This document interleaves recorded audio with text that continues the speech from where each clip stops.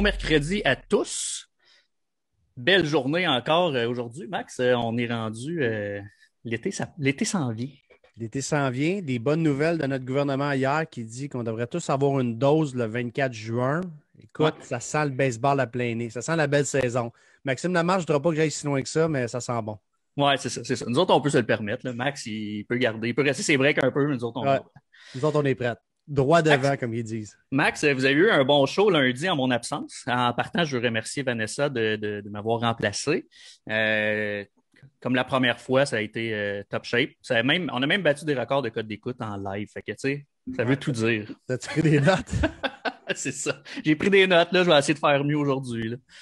Ouais, mais là, on Merci, a un bon Vanessa. invité. On a un bon invité pour battre des records aussi, là. Ouais, j'ai bien hâte d'y parler. J'ai déjà eu en entrevue one-on-one à l'ABC, mais là, on va aller plus large que ça. Fait que j'ai bien hâte d'y parler. C'est Carl Gélina ce matin. Toi, tu le connais bien parce que c'est un de tes entraîneurs. Ouais. Ouais, une personne avec qui je travaille depuis un an et demi, mais nos parents étaient aussi des amis il y a plusieurs années, donc je connais Carl depuis assez longtemps. Donc, très content de travailler avec lui. C'est quelqu'un qui cadre très bien dans la philosophie de l'ABC. Il travaille tellement bien avec Marc-Antoine. Nos lanceurs à l'ABC sont très gâtés de pouvoir compter sur ces deux individus-là. Absolument, absolument. Fait que sans trop retarder les choses, on invite Carl à se joindre à nous. Yes. Bonjour, messieurs. Bon matin. Bon Bon matin. matin. En Comment ça forme, va, Carl? Carl? Oui, ça va super bien, ça va bien. On garde la forme. Il fait beau, on en profite, on est dehors pas mal. Tu sais, j'occupe mes journées en m'entraînant puis en me préparant pour le baseball qui s'en vient. En étant impliqué avec l'ABC par distance de télétravail, si on veut, on est en contact avec les joueurs sur une base quand même assez régulière. Je vais à Québec aussi de temps en temps pour aider au sport-études là, étant donné que ça continue, puis je peux être sur le terrain avec des joueurs de baseball. Là, donc, c'est un peu ça qui se passe là, présentement. OK.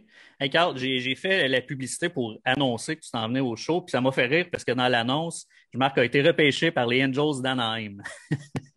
Puis on sait que ça fait quelques années que les Angels d'Anaheim n'existent plus. Ça a été changé pour Ouais, Los Angeles. Fait que Ouais. ça te donne un peu ton âge, là. Les jeunes qui ne te connaissent pas, c'est parle-nous donc de ton parcours un peu. c'est trompeur, c'est vrai. T'as raison.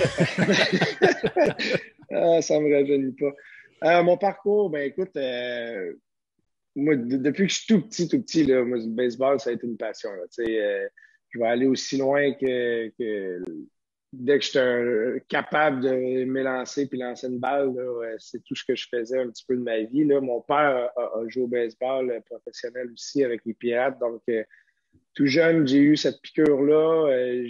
Je l'ai idolâtré pas mal toute ma vie. Là. Je OK. voulais reproduire un petit peu suivre ses pas. Fait que j'ai joué au baseball toute ma vie. Ça a été vraiment quelque chose que j'ai aimé là, depuis que j'étais tout petit. J'ai fait le passage comme tout le monde, mais on était en Ontario, nous, pendant mon enfance. Fait que les niveaux sont un petit peu différents, là, mais Ouais. à l'âge Bantam, je suis revenu au Québec. Fait que là, j'ai fait Bantam 2A. Ensuite, j'ai été à ma première année midget 3A. J'ai été coupé. J'ai été coupé sur la rive sud. Bref, je n'entrerai pas dans les détails là, mais tu sais, moi, à ce moment-là, ça a été peut-être le début de mon éclosion encore plus. Tu sais, j'ai toujours été bon, mais tu sais, j'étais un petit gars. J'étais tout petit dans ce temps-là. J'ai grandi vraiment sur le tard. J'ai maturé sur le tard aussi. Tu sais, je me suis rasé la première fois, je pense que j'avais 19 ans. Fait que ça a vraiment été plus tard. Tu sais, j'avais des skills, mais j'étais plus petit que les autres. Mais bref, fait que j'étais allé jouer midget 3 au Lac-Saint-Louis au lieu sur la rive sud. J'ai eu une super saison. J'ai commencé à grandir un petit peu. En un hiver, j'ai pris presque 7 pouces. Ensuite, c'est ça, je suis tombé j'étais rendu 6 pieds 1 là, à la fin de l'hiver. L'été suivant, j'ai fait les ailes du Québec. Les ailes du Québec, c'est un petit peu l'ABC Ouais. d'aujourd'hui, si on veut, là, avec avec les jeunes, les meilleurs joueurs, si on veut, de la province. Nous, c'était 17 ans et moins. Fait que j'ai fait l'ABC. Fait que je suis parti d'être coupé midget 3A, à faire une autre équipe midget 3A, puis à faire l'ABC. Les ailes. Après ça, des ailes, j'ai fait l'ABC une première année. Et puis après mon premier hiver à l'ABC, je continuais à grandir, puis je n'étais pas encore très mature physiquement. J'ai eu ma première année junior, ce qui a été un désastre. Je sais pas si... J'ai jamais été revoir mes chiffres, là, mais... Ils ont été délités. Ils ont délités. J'espère. Mais ça a été un désastre. Ça a été, je pense, on jouait au parc Daniel Johnson à Saint-Hubert. Je sais pas s'il y en a qui connaissent, là, mais c'est 300 pieds dans le centre. La clôture est haute, mais c'est 300 pieds dans le centre. Là, puis ils frappaient avec des battes d'aluminium dans ce temps-là. Ouais. Je ne sais pas si c'était des -4 ou si c'était moins que ça là, encore. Là. Mais bref, j'ai mangé une volée. L'équipe au complet a mangé une volée. Mais personnellement, moi aussi, je pense que j'ai donné quasiment un coup de circuit par 2 manches lancées. Fait que, à ce moment-là, je me voyais plus. J'ai frappé un creux, puis j'étais là, je croyais plus à atteindre mes objectifs de jouer au baseball professionnel, puis de jouer dans le baseball majeur, tout ça. Puis, par chance que j'avais un père qui croyait en moi, puis qui comprenait le baseball, puis qui voyait que j'avais un talent, puis tout ça, puis qui m'a carrément rentré dedans, puis qui m'a fait comprendre que ce qui se passait, puis que j'avais énormément de potentiel et tout ça. Fait que je suis retourné une deuxième année à l'ABC. Puis on dirait qu'il y a eu un déclic qui s'est passé à ce moment-là. Physique, mais aussi dans ma manière d'approcher les choses, dans ma manière de prendre ça au sérieux. Puis à ce moment-là, les choses ont commencé à vraiment progresser encore une fois. Puis fait que là, de ce deuxième hiver à l'ABC-là, j'ai été repêché par les Angels très tard. J'ai été repêché en 47e ronde. C'est dans le temps du, 50 rondes. Des draft and follow 50 rondes, où ils gardent tes droits pendant presque un an, puis ils souhaitent que tu te développes dans le but de te signer l'année suivante. Là. Fait que c'est ce qui s'est passé. Fait que j'ai eu une bourse d'études au Collège américain. J'étais allé jouer au Junior College là-bas. Dans cette même année-là, j'ai lancé 2 matchs parfaits. J'ai signé, puis ensuite j'ai commencé ma carrière. Fait que j'ai joué 5 ans avec l'organisation des Angels, enfin de 2003 jusqu'à 2007. J'ai été libéré en 2007 là, à la fin du camp d'entraînement. Puis ensuite, je me suis joint avec les Capitals de Québec, avec lesquels je suis encore impliqué présentement, donc ça doit faire 13-14 ans. Et puis, à l'âge de 30 ans, j'ai signé un contrat avec les Phillies. Malheureusement, arrivé au camp blessé, ça n'a pas vraiment aidé. Et puis, j'ai joué brièvement au Mexique aussi en 2017, si je ne me trompe pas, là, avec les Pericos de Puebla là, dans la Ligue mexicaine 3A là-bas. Fait que, c'est un peu ça mon parcours. Puis maintenant, je suis impliqué dans le coaching de plus en plus. Puis je reste dans le baseball. J'ai d'ailleurs une belle photo, Max, avant que tu y ailles, une belle photo que je viens de recevoir. Oui. C'est un bijou, ça. Un bijou. Les gars étaient prêts. En fait, je vais le dire, là, c'est Pascal Jean qui vient de m'envoyer ça par Messenger. Pascal a plein de photos. Fait que, mais tu sais, je disais j'étais petit, là.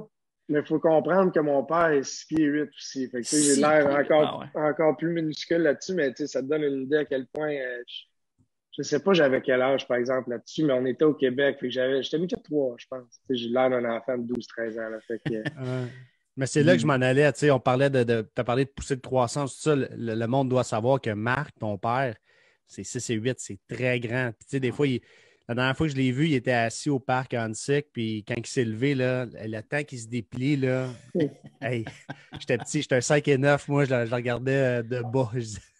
Mais... Je l'ai jamais perdu dans un magasin à rayon. Non, hein? Non.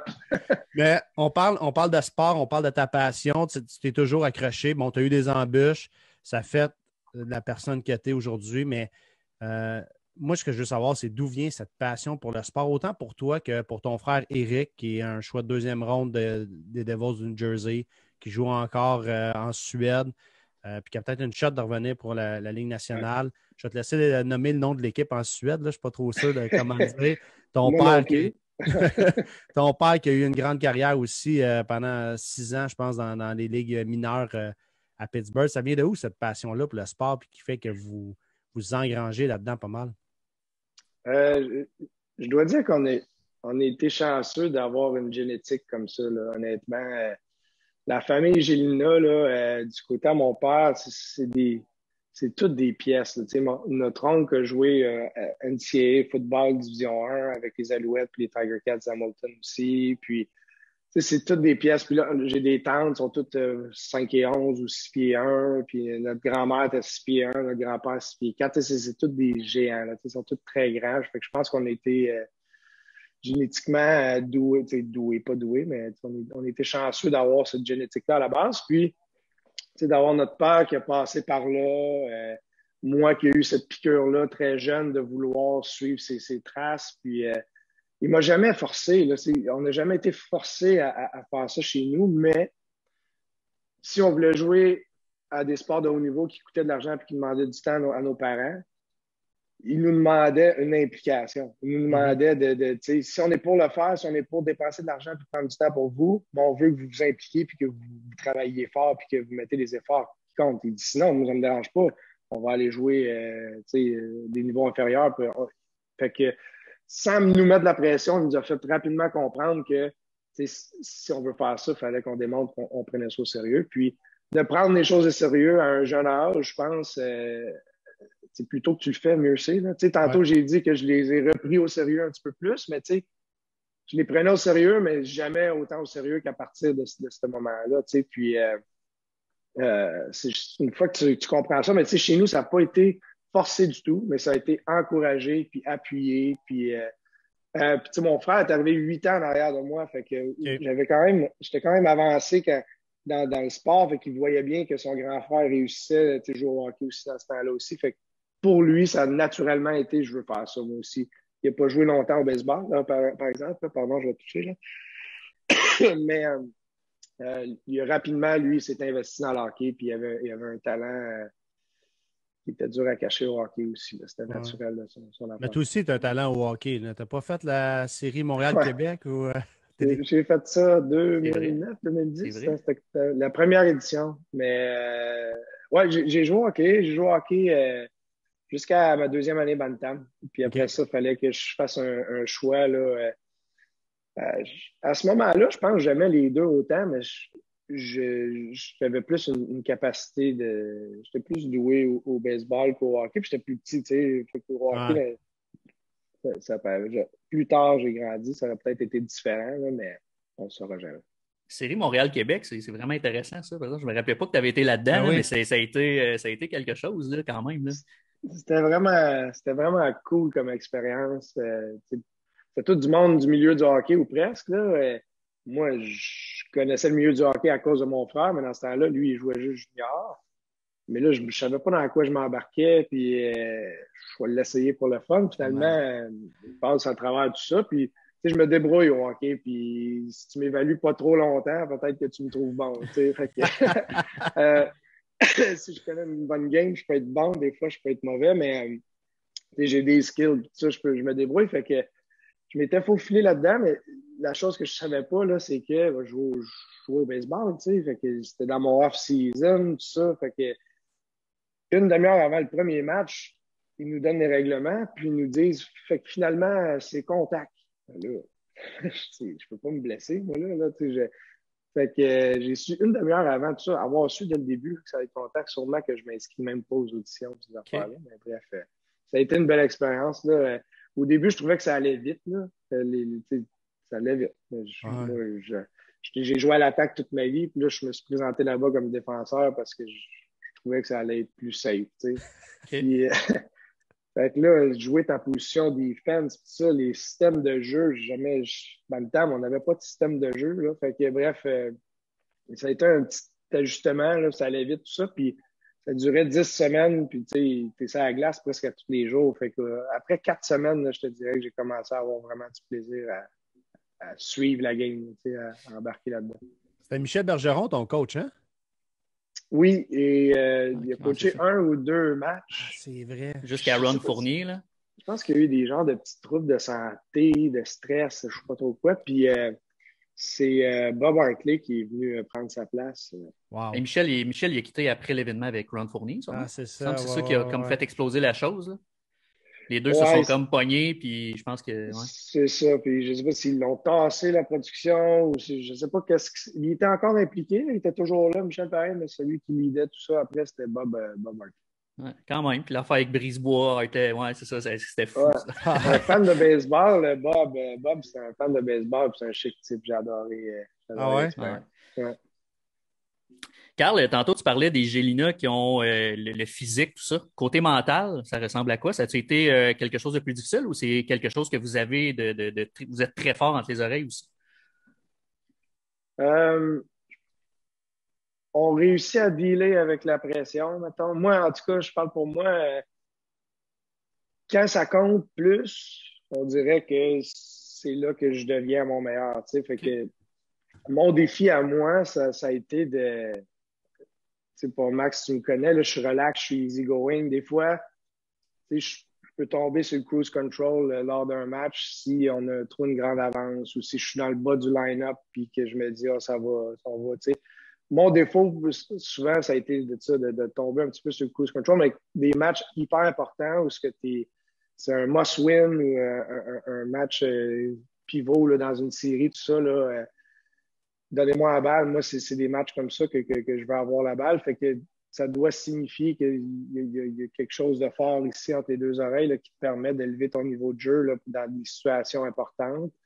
Encore une fois, je dois remettre ça à notre père qui a été quand même très, très, très présent pour nous là, par rapport à se préparer mentalement, par rapport à apprendre de ses échecs, retenir le positif. Je veux dire, en faisant ça, on grandit puis on devient bien plus fort mentalement, puis à apprendre à avoir une routine par rapport à toutes les choses, de devenir un joueur professionnel, puis de prendre les choses vraiment au sérieux, puis être fort ici, là, c'est aussi d'être travaillant. Fait que, plus tu es structuré, puis plus tu es ordonné, puis plus tu fais tout ce que tu as à faire pour te préparer à ton meilleur, mais plus tu vas être fort là quand tu vas avoir la balle là parce que tu n'auras pas de doute que tu n'es Ouais. pas prêt c'est comme étudier pour un examen, c'est la même affaire. Là. Fait que c'est un petit peu cette mentalité-là que j'aborde puis que j'ai toujours abordé. Si je suis encore capable de le faire aujourd'hui puis je vais avoir 38 ans, c'est parce que j'ai travaillé fort physiquement pour me garder à mon meilleur et être capable de performer. Puis, c'est pas un secret, là, Tom Brady, ça doit être la même affaire, là, qui va jouer jusqu'à 47 ans. Là, mais à un moment donné, oui, je vieillis, là. Je me réveille le matin, puis je suis un petit peu plus raide, puis bref, je récupère peut-être un petit peu moins vite que quand j'étais plus jeune, mais si tu prends soin de toi, tu vas te donner une chance de rester sur le terrain, tout ça. Puis l'expérience vient aussi ensuite par tout ce que tu as vécu, tout ça qui fait que tu es plus fort pardon, entre les deux oreilles aussi. Ouais, puis quand le conseil vient de ton père qui l'a fait le chemin, ça a toujours plus de crédibilité aussi, puis que tu écoutes. Mais tu as aussi des conseils d'Éric Gagné, tu as travaillé avec lui. À quel point ça t'a amené à un autre niveau, ça? Ça a été des expériences, ça, honnêtement, là, de pouvoir passer des mois avec lui à tous les jours, de discuter de baseball, de poser des questions, d'aller chercher le plus d'informations possible. C'est extrêmement généreux de sa part de faire ça. Là. Ça a commencé quand j'avais 30 ans, puis en fait, ça a commencé, c'est pas vrai, quand on a joué ensemble, moi et lui, en 2009. Là, on a tissé des forts liens à partir de ce moment-là, mais la journée que j'ai eu mon contrat avec les Phillies, j'avais 30 ans, puis il m'a dit « Hey, viens passer l'hiver chez nous. » Je dis « L'hiver, je sais pas, là, j'ai un gym, il faut que je gère des affaires, mais tu sais, je pourrais, après les fêtes, m'en venir m'entraîner avant le camp d'entraînement. » Tout ça, puis j'avais été passer à peu près 2 mois chez lui la première année, puis ensuite de ça, c'était une affaire que je faisais annuellement, puis que j'allais m'entraîner, puis j'allais faire des camps, des try-outs, où je me préparais pour les capitales, ou bref, on s'est vu plusieurs années consécutives. Puis au début, c'était juste moi. Puis ensuite de ça, mais c'est greffé à ça un Jason Terrien, un Phil Aumont.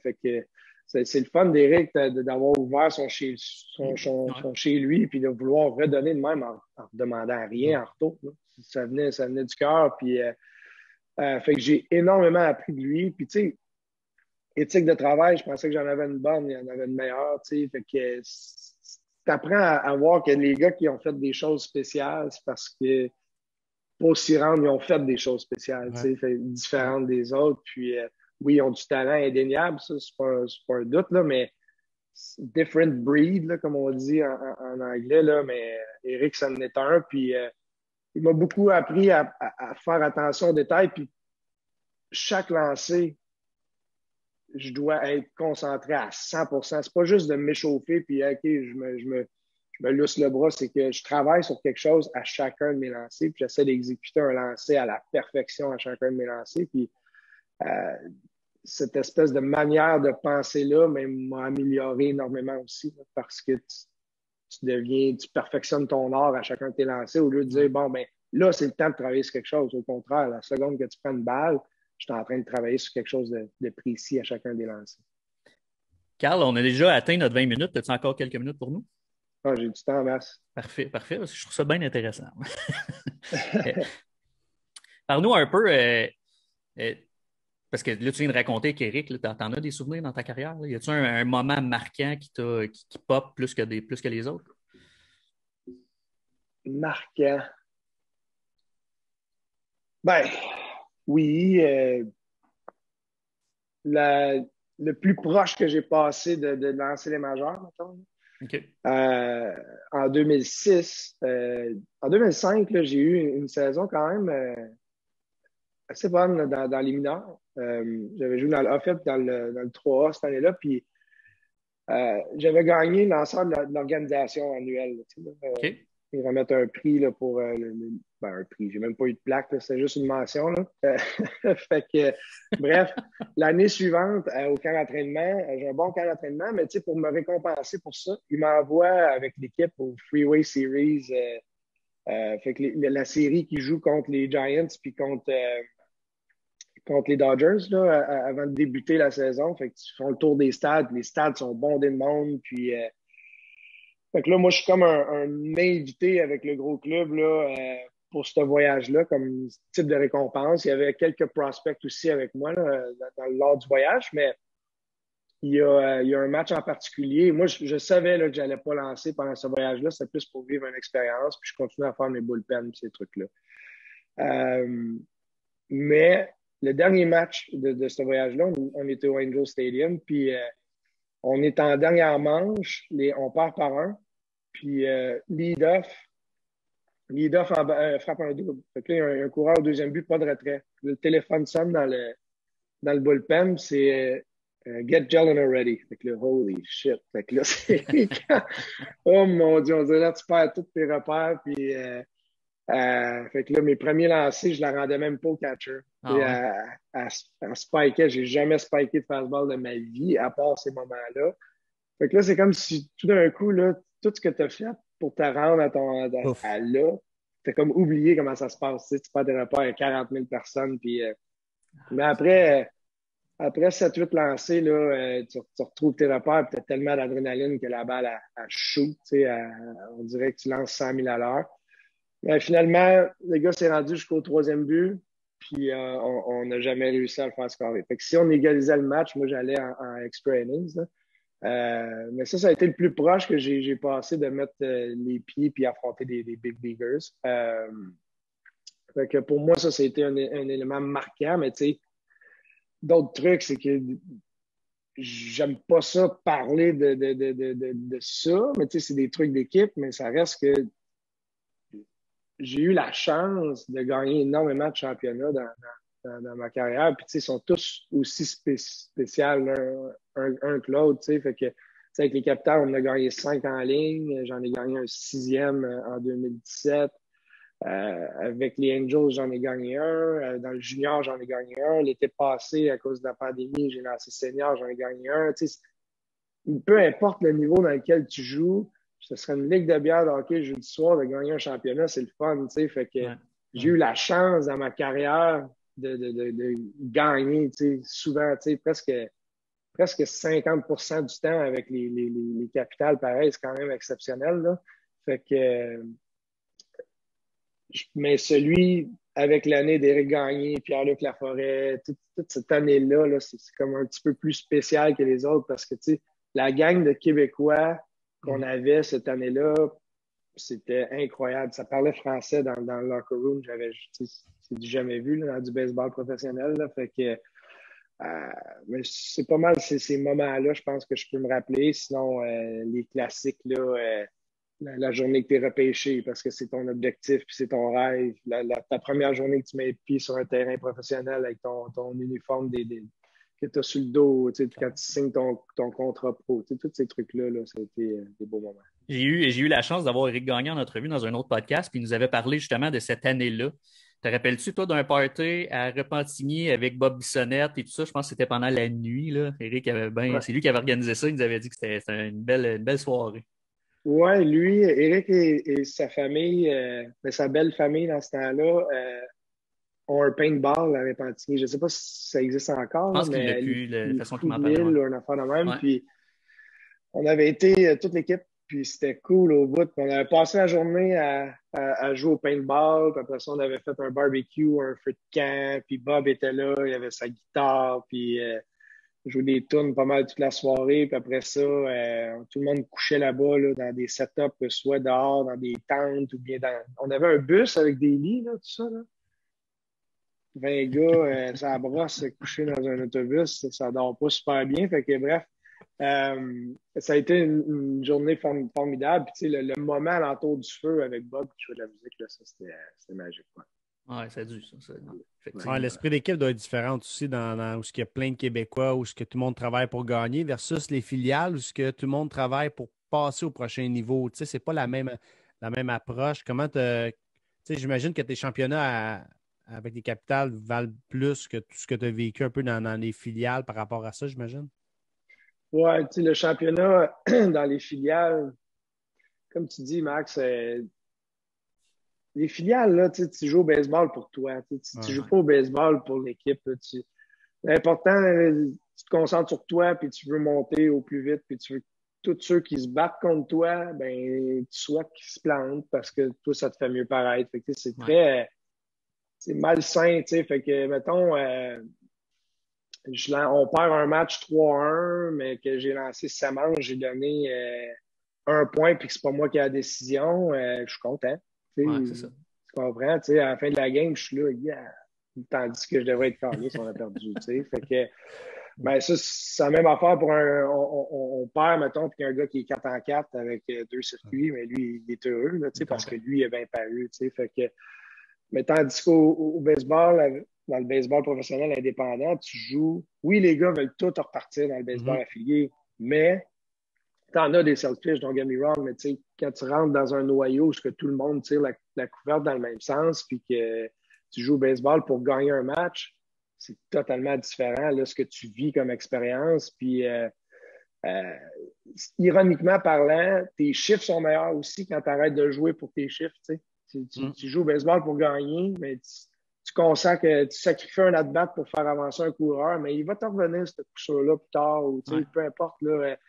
Mais du baseball d'équipe, tes chiffres sont bien meilleurs là, quand tu arrêtes d'essayer de contrôler tes chiffres tout le temps. Puis j'ai retrouvé le plaisir à jouer au baseball, le fun. Je m'en étais écarté, mais non, j'étais tellement stressé par ce qui se passait en dessous de moi, ce qui se passait en haut de moi, puis qu'est-ce qu'ils pensent de moi. Puis hey, j'avais plus de fun. Là, t'oublies un petit peu que c'est un jeu parce que c'est rendu vraiment ta job, puis c'est des chiffres, puis en tout cas, il y a tellement d'affaires que tu contrôles pas sur lesquelles tu mets de l'énergie, puis à retourner là-dedans, tu sais, j'aurais donc souhaité que ça fonctionne avec les Phillies parce que je suis rentré là-dedans avec une mentalité totalement différente. Tu sais, je m'en vais là pour enjoy baseball, play baseball, puis de vraiment me donner une deuxième chance, tout ça. Malheureusement, ça n'a pas fonctionné, mais je suis convaincu que j'aurais eu du succès avec une mentalité de la même manière que j'ai adopté là, une fois que j'ai mis les pieds dans le baseball indépendant. En terminant, Carl, si pour les jeunes là, de 9, 10, 11, 12 ans qui nous écoutent, là, tu donnerais quoi si tu avais un conseil à leur donner? Là, tu leur dirais quoi? rêvez, croyez en vous. Prenez les choses au sérieux. Tu sais, quand c'est le temps de travailler, puis quand c'est le temps d'avoir du fun, c'est le temps d'avoir du fun parce qu'il faut surtout pas, comme je viens de parler, tu sais, il faut surtout pas oublier qu'on fait ça parce que c'est un jeu, puis qu'on fait ça parce que c'est le fun. Tu sais, la journée qu'on oublie ça, on s'éloigne de la raison pour laquelle on joue à la base. Tu sais, fait que rappelez-vous de ça, mais tu sais, le plus tôt vous prenez ça au sérieux, le plus tôt vous êtes ouvert d'esprit aussi pour recevoir de l'aide de tes entraîneurs ou des intervenants, tout ça. Mais soyez ouvert d'esprit pour essayer des nouveaux trucs, vous sentir inconfortable dans le but d'améliorer des trucs pour éventuellement vous sentir bien là-dedans, puis vous améliorer dans le processus. Essayer de comprendre pourquoi aussi on veut changer telle affaire dans ton swing ou telle affaire dans ta manière de lancer ou pourquoi, pas juste dire OK, je vais le faire, comprenez pourquoi, puis OK, je vais changer ça parce que ça va me donner ça de plus. Mais ayez du fun à le faire, rêvez puis croyez en vous, puis laissez pas personne vous dire que vous allez pas vous y rendre là, parce que il y a juste vous autres qui pouvez contrôler tout ça, gang. Exact. Puis on l'a vu avec ton parcours, il n'y a pas juste un chemin, il n'y a pas juste une façon, puis c'est pas un long fleuve tranquille. Tu vas en avoir des embûches, ça va être tough, il va falloir que tu les surmontes, puis là, tu deviens juste plus fort, puis là, tu prends une autre route, puis il y a plusieurs routes qui vont t'amener à ton objectif aussi. Excellent. Absolument. Carl, merci beaucoup pour ton temps, c'était excellent. Yes, ça fait plaisir, messieurs. Cet été, on te voit avec l'ABC, on te voit avec les Canonniers encore, j'imagine. Puis est-ce que les Capitales, c'est cet été aussi? Ouais. Cet été, j'ai plusieurs chapeaux. Là. Je vais coacher les Diamants à temps plein, les Diamants de Québec. Et puis, je vais être avec les Capitales pour les matchs locaux. Fait que je voyagerai pas avec l'équipe. Peut-être quelques voyages Trois-Rivières, Ottawa, là, si l'horaire le permet. Fait que je vais être plus entraîneur avec les Capitales, puis je vais avoir la balle de temps en temps avec des spot starts si on a besoin là, par rapport aux blessures et tout ça, mais tu sais, j'aurai pas de rôle permanent là, dans la rotation. Et puis, je vais donner du temps aussi avec l'ABC. On a énormément de jeunes de Québec dans le programme. Fait qu'avec Dominique Walsh, on va les entraîner à partir de Québec pour éviter le voyagement. Donc, si je ne me trompe pas, je pense que c'est les mardis. Ouais. Fait que je vais pouvoir m'impliquer avec l'ABC là. Puis, tout le monde me dit « Ah ouais, tu portes bien les chapeaux, là, tu vas être bien occupé. » Mais je pense que mon horaire du temps va être moins occupé qu'une saison complète si j'étais avec les Capitales où on joue 100 matchs en 110 jours. Fait que, quand l'équipe va partir 7 jours sur la route puis que les Diamants jouent le vendredi, samedi, dimanche ou juste 3 fois dans la semaine ou 2 fois dans la semaine, mais moi, je me retrouve avec des journées que j'avais pas dans le temps. Fait que à ce moment-là, je vais être capable de m'impliquer avec l'ABC, revenir à Saint-Hilaire, puis passer un peu de temps avec la famille, puis aller donner un coup de main avec le programme. Excellent. Comme Max a dit tantôt, un gros merci pour cette grosse demi-heure-là. C'est super intéressant. Puis je pense que les personnes qui auront regardé ou qui vont regarder dans le futur vont trouver ça intéressant également. Je t'invite à rester avec nous autres. D'ailleurs, Max, vendredi, on reçoit Jeff Ménard. Ça risque d'être tout aussi intéressant. Oui, il a bien hâte de nous parler. Fait que ça va être très intéressant, effectivement, de notre préparateur mental qui va venir nous entretenir un peu. Ça va être excellent. Yes. Merci tout le monde d'avoir été là. On se revoit vendredi.